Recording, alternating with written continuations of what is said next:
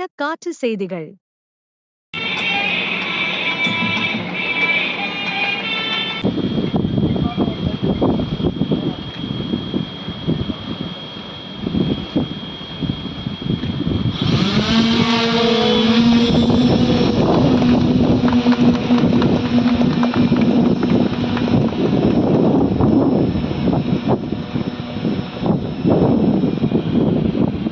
அதன் ஒரு பகுதியாக நில ஆவணங்கள் தொடர்ச்சியான முன்னெடுப்புகள் எடுக்கப்பட்டு வருகின்றன.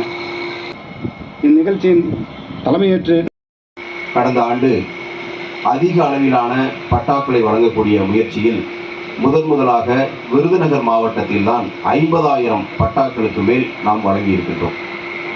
அந்த பட்டாக்களை வழங்குவதற்கு மாண்புமிகு அமைச்சர் அவர்கள் அனைத்து முன்மொழிவுகளையும் இங்கிருந்து ஆனால் அந்த துறையை நவீனமயப்படுத்துவதும் பொதுமக்களுக்கு எளிதாக செல்லக்கூடிய அளவிற்கு செய்யக்கூடிய பணிகளை நம்முடைய முதலமைச்சர் அவர்கள் இன்றைக்கு முன்னெடுத்திருக்கிறார்கள்.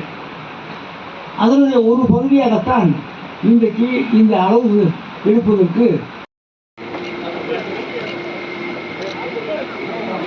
திருமதி விஜயலட்சுமி,